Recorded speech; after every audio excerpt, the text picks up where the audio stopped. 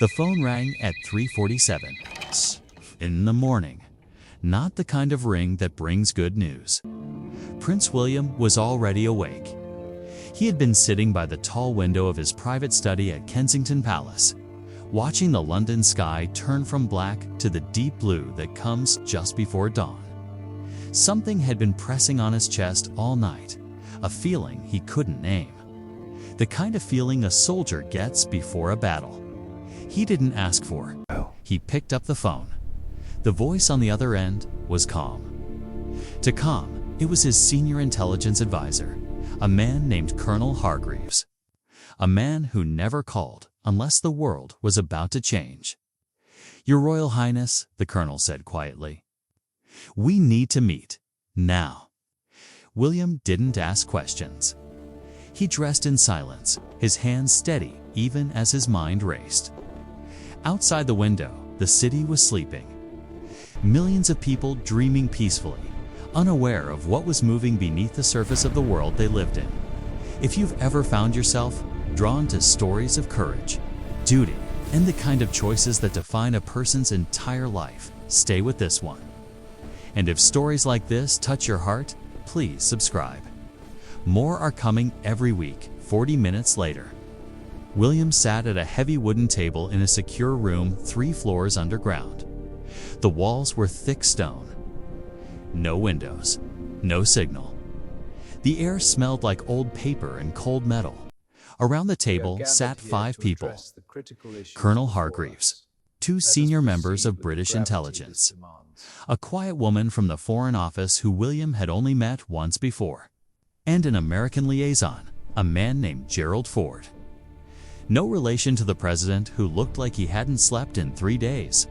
A large screen on the wall showed a map of the Middle East, red lines traced across it like wounds. It started 6 hours ago. Colonel Hargreaves began. The conflict between Iran and Israel had been building for months. Everyone in every government knew it was coming. Like watching a dam crack and doing nothing because no one wanted to be the one to admit it was breaking. But then America had moved 3 naval carriers into the Persian Gulf. Iran had responded with missile deployments along the Iraqi border. Israel had gone to full military alert. And then, quietly, almost silently, the first strike happened. Not a bomb, not a missile, a cyber-attack that cut power to half of Tel Aviv, and then a retaliatory drone strike on an Iranian communications tower near Qom. "It hasn't gone public yet," the Foreign Office woman said, her voice flat and careful. "But it will." Within hours, William stared at the map. He had served in the military. He had flown helicopters over war zones. He had seen what conflict did, not to governments or to maps, but to people. 2 families. 2 children who went to sleep in safe beds and woke up to a different world. "Why am I here?" he asked. The room was very quiet. Gerald Ford, the American, leaned forward. He clasped his hands together like a man about to say something he had rehearsed but still didn't want to say. "Because, sir," he said slowly, "you may be the only person on earth right now that all 3 sides will listen to." William looked at him. Outside, somewhere above them, London was beginning to wake up, and the world, the real world, the fragile, burning world, was about to come apart at the seams. He didn't say yes. He didn't say no. He just asked one question. "How much time do we have?" ** 72 hours. That was the answer. Gerald Ford gave him 72 hours before the situation became impossible to contain. Before the news channels got the full picture. Before panic spread through markets, airports, and living rooms from London to Tokyo. Before governments stopped talking and started acting, and not in the careful, measured way diplomats are trained to act, in the violent way. The irreversible way. William had sat in that cold underground room for another 2 hours, listening, asking questions, reading intelligence reports that most heads of state would never be allowed to see. The picture they painted was terrifying, not because of the missiles or the military movements, but because of something far more fragile: trust. There was none left. Iran didn't trust America's stated intentions in the Gulf. America didn't trust Iran's nuclear timeline. And Israel, a nation that had survived by trusting no one, was now watching both and calculating how long before it had to act alone. What they need, Colonel Hargreaves said, is a voice that carries no political agenda, no history of broken promises, no territorial interest. He paused. They need someone who represents something older than politics. William understood what the colonel was saying without him having to say it directly. The British royal family had a complicated history. Every royal family did. But William had spent years building something quietly, carefully, a reputation not of power, but of presence, of showing up, of sitting across from the broken and the grieving and the desperate and simply being human with them. That wasn't nothing. In a world of cold calculation, it was, perhaps, everything. He agreed to go. But the mission had one rule, a rule that was written on no document and would never be confirmed by any government. No one could know, not the press, not Parliament, not even most of the palace staff. The official story would be a private medical appointment for a minor procedure, a cover story so ordinary that no journalist would bother to dig into it. William called Catherine himself from a secure line.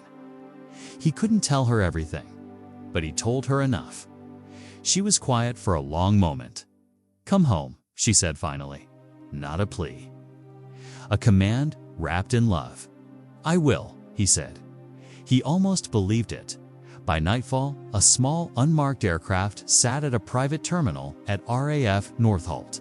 No royal insignia. No flags. The team traveling with William was 5 people: Colonel Hargreaves, 2 intelligence officers, a translator named Rania who had grown up in Tehran and now worked quietly for British foreign intelligence, and a royal guard named Sergeant Daniel Cross. Cross was 34, broad-shouldered, a veteran of 2 tours in Afghanistan. He had protected William for 6 years, and in all that time, he had said very little. That was what William valued most about him. Some people show loyalty with words. Cross showed it with his body, always positioned between William and whatever might be coming as they boarded the aircraft. Cross fell into step just behind William's right shoulder. As he always did, William glanced back at him. "You know what we're walking into?" William said. It wasn't a question. "Yes, sir," Cross replied. And the sergeant's jaw was set. His eyes were steady. "I've walked into worse, sir." The plane lifted into the dark sky. Below, London glittered like scattered stars. Up ahead, somewhere beyond the curve of the earth, 3 nations stood at the edge of something that could swallow all of them. The world didn't know what was happening, but everything was about to depend on a prince, a soldier, and 72 hours they couldn't afford to waste. The aircraft climbed higher, and the lights of home disappeared below the clouds. Asterisk, asterisk, they landed in Amman just before dawn. Jordan had agreed to host the first meeting quietly, without announcement, without record. The Jordanian royal family had long served as a bridge between worlds that refused to speak to each other. And this moment was no different. A convoy of black vehicles moved swiftly through empty streets, headlights cutting through the desert dark. William watched the city pass through the tinted window. He had been here before, years ago, on an official visit. Crowds had lined the streets then, children waving small British flags, cameras everywhere. Now there were no cameras, no flags, just silence and speed, and the weight of what was coming. The location was a private villa on the outskirts of the city, owned, on paper, by a Jordanian businessman. In reality, it had been used for secret negotiations twice before. The walls had heard things that history books would never record. The Iranian delegation arrived first. 3 men, senior advisors to the supreme leader, not the leader himself, but men who carried his thoughts like weapons. They did not smile when William entered the room. They studied him with eyes that had seen decades of Western promises come and fall apart. The oldest of the three, a man named Dr. Farzad. Tehrani spoke first. "We were told you were coming," he said in careful English. "We were not told why we should listen." William sat down across from him. He did not flinch. He did not reach for diplomatic language or rehearsed phrases. He had thought about this moment on the long flight over, and he had decided that the only currency worth spending in this room was honesty. "You shouldn't listen because of who I am," William said. "You should listen because of what happens if no one in this room speaks the truth." A pause. A long one. Then Tehrani gave the smallest nod, not agreement, but permission to continue. The American team arrived 40 minutes later.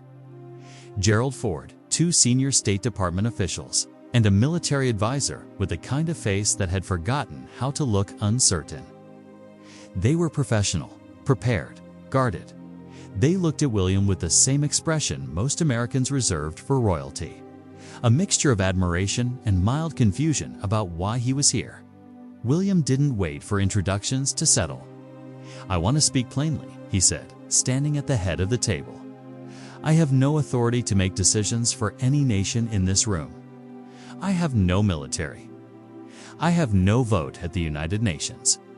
What I have is a reason to want this world to stay whole, and I believe every person sitting here has that same reason, even if they've stopped believing the others do." The room was still. "I've seen war," he continued, "not from a briefing room. From a cockpit. I've flown over places where war had already won, where there were no sides anymore, just rubble and silence." He looked at Tehrani, then at the Americans. "No ideology survives that. No victory means anything in a city that no longer exists." Sergeant Cross stood near the door behind him, still watching. His hand rested at his side, close but not aggressive. A quiet signal that said, "This man is protected, but this man is also not afraid." The meeting lasted 6 hours. There were moments when voices rose, when chairs scraped back and men stood with fists on the table, when Tehrani said things that made the American advisor go pale with fury. But William stayed seated through all of it. Calm, not passive. Calm. There is a difference. Passive is absence. Calm is a choice made over and over in the middle of a storm. By the time the sun had climbed fully into the Jordanian sky, something had shifted. Not peace, not yet, but a crack in the wall of certainty that each side had brought with them. A small, fragile crack, and sometimes that is where light gets in. But outside the villa, something else was happening. A car had been parked 2 streets away since before the delegations arrived, and inside it, a man with a long-range camera was adjusting his lens. Someone knew they were here. Asterisk, asterisk, it was Rania who noticed first.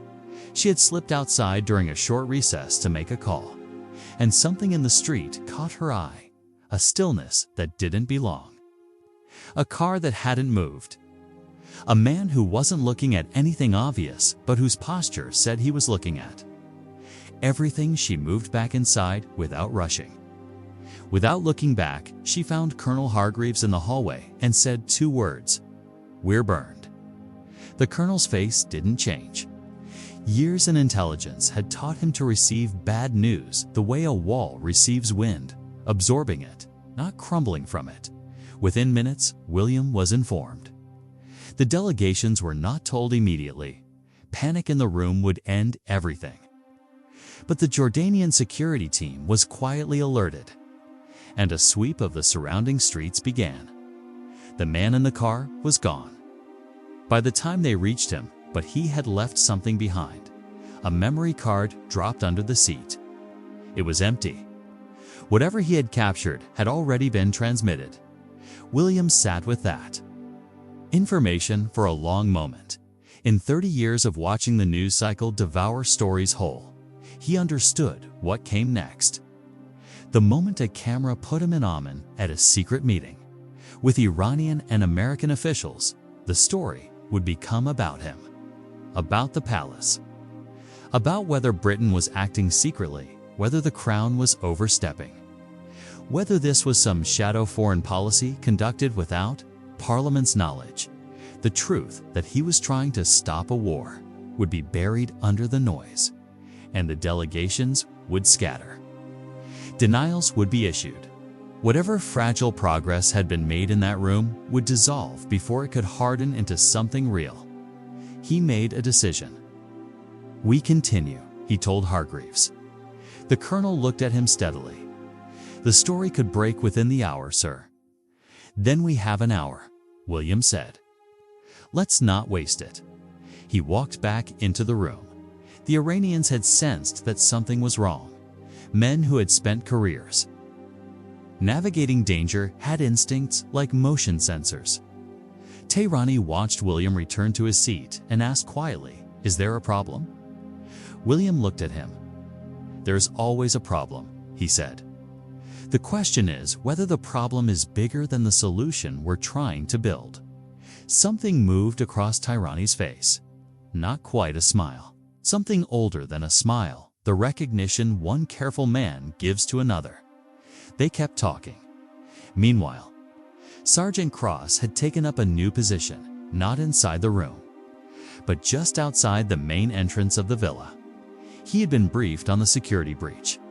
He stood in the dry morning heat with the kind of stillness that isn't emptiness, but readiness, a spring compressed. Waiting. 2 hours later, a motorcycle slowed near the front gate. Cross watched it. The rider wore a helmet with a dark visor. The bike didn't pass. It stopped. The rider didn't get off. Just sat there. Engine idling. Cross moved to the gate without being told. He didn't draw his weapon. He stood where he could be seen, a large, still unmistakable signal. This place is not unguarded. Whoever you are, you have been seen. The motorcycle sat for 30 more seconds. Then it drove away. Inside the villa, neither William nor the delegations knew how close the edge had been, but the clock was running faster now. Back in London, the first fragment of the story was beginning to surface. A gossip website with connections to political circles had posted 4 words. "Prince William, where is he?" 4 words. A question, not an answer. But in the digital world, questions travel faster than facts. And somewhere, a journalist with better sources than most was already making calls. The mission was still alive. But the walls were closing in. ***, the second meeting was supposed to include the Israeli delegation. They hadn't come to the first. Their government had agreed in principle through a channel so quiet it barely existed to send to senior security advisors. Men with the authority to listen, if not to decide. But when the second session was set to begin, their chairs were empty. An aide passed a note to Colonel Hargreaves. He read it once, folded it, and handed it to William without a word. The note said, "Strike order issued. Window -18 hours." William read it twice. 18 hours, not 72 anymore. The original timeline had collapsed. Something had happened, another provocation. Another miscalculation in that chain of miscalculations that leads every war to its starting gun. And Israel had moved its window forward. Tehrani, across the table, saw something change in William's expression. The Iranian was too experienced to pretend he hadn't noticed. "Something has shifted," he said. It wasn't a question. William looked at him directly. "The window is closing faster than we thought," he said. "And I need you to do something that will be very difficult." Tehrani waited.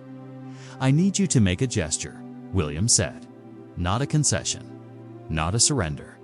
A gesture. Something that says to Israel, to America, that this conversation is real. That it isn't theater. The room was very quiet. The two other Iranian advisors exchanged a glance. One of them, the younger one, a man named Khosraveh, spoke in Farsi, quickly, sharply. Rania, standing near the wall, translated in a low voice directly into William's ear. He is saying, "This is a trap. That any gesture will be used as weakness." William nodded slowly. "Tell him," he said, "that I understand why he believes that. Tell him also that the alternative is not strength. It is ash," Rania translated. Khosraveh's jaw tightened. But he didn't speak again. Tyrani sat with William's words for a long moment. He was a man who had grown old in a system that taught him trust was a luxury no one could afford. And yet, there was something in this room that he hadn't expected, something he hadn't felt in a long time in any negotiation. He felt that the man sitting across from him actually meant what he was saying, not because of politics, not because of strategy, because of grief. The kind that comes from having seen what loss really looks like and not wanting anyone else to carry it. Tyrani had lost a son in the Iran-Iraq War, decades ago. The boy had been 19. He never spoke of it. But it lived in him. The way all losses do, quiet and permanent and very close to the surface whenever the word war entered a room. He looked at William. "What gesture?" he said carefully. "Did you have in mind?" On the other side of the room, the American advisor leaned forward slightly. His eyes were sharp. He had come into this meeting believing it was a long shot. He was beginning to recalculate, but before William could answer, Colonel Hargreaves stepped in from the doorway. His face was the same as always, controlled, steady, but his eyes said something different. They said. Now he crossed to William and bent close. "Sir," he said quietly, "the story has broken. Full front page. Reuters picked it up 20 minutes ago. They have a photograph." William closed his eyes for 1 second, just one. Then he opened them. Outside the villa, the world was waking up to a headline none of them had written and none of them could take back. By now, every government involved would be receiving calls. Spokespersons would be preparing denials. The tidy fiction of the cover story was already in flames. Everything they had built in the last 36 hours sat on the edge of a knife. Sergeant Cross appeared in the doorway behind Hargreaves. He looked at William across the room, and in that look, that soldier's look, steady and sure, was something that wasn't a strategy or a plan. It was simply, "I'm still here." "Keep going." William stood up. He looked around the room at men who had every reason to walk away. "I know what just happened," he said. "I know what it means for every person in this room and what it costs each of you to stay in these chairs." He paused. "But I'm going to ask you to stay anyway. For the next 2 hours. Because what we do in those 2 hours will matter more than any headline." No one moved, no one left. And William began to speak again. What happened in those 2 hours was never recorded. No transcript was made. No minutes were taken. The Jordanian hosts had quietly ensured that every recording device in the villa was disabled long before the delegations arrived. What was said in that room in those final urgent hours would live only in the memories of the people who were there. But Rania would say, years later, in a conversation she was not supposed to have, that she had translated many things in her career. Treaties, threats, confessions, apologies, and that in all of them, she had never felt what she felt in that room. She called it weight, not pressure, weight. The kind that comes when words stop being words and start being the thing itself. William spoke for a long time. He spoke about his military service, not to impress, to establish a common ground with men who understood what it meant to be sent somewhere by people who were not going. He spoke about his children, about what it felt like to read them bedtime stories, knowing that somewhere, other parents were doing the same thing in Tehran, in Tel Aviv, in Chicago, and all. of them wanted the same thing. He didn't ask for peace as an abstract idea. He asked for 48 hours. A simple, mutual pause. No advances. No further strikes. 48 hours of quiet in which a more formal conversation could begin. One with the right people, the right authority, the right legal framework, not a solution. A doorway. Tirani asked one question. If we agree, if Iran agrees and Israel does not hold, if they strike within those 48 hours, then you hold the higher ground, William said, in front of the world. And the world will see clearly who chose restraint and who did not. It was not a perfect answer. Tirani knew it. William knew it. But it was an honest one. The Iranian delegation asked for 30 minutes alone. William stepped outside into the courtyard. The sun was high now. The stone walls warm to the touch. Sergeant Cross came and stood beside him, not behind him, beside him. A small departure from protocol that neither of them acknowledged. They stood in silence for a while. Do you think they'll agree? Cross asked quietly. William looked up at the pale sky. I think they're tired, he said. The same way the Americans are tired. The same way Israel is tired.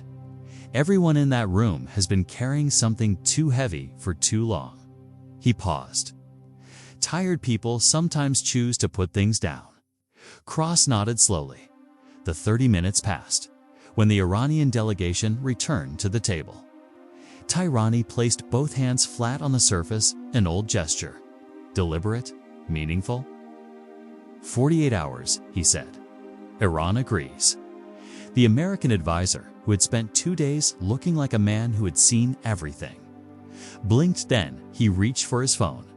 What followed was fast and complicated, and involved calls to people at levels of government that would never be named in any public accounting of events. The Israeli strike order, which had not yet been fully executed, was quietly delayed, not canceled, delayed, which was all anyone was asking. 4. The doorway had been opened. Whether anyone would walk through it, whether diplomats and leaders and governments could do in boardrooms. What had been started in a quiet villa in Amman was not William's to control.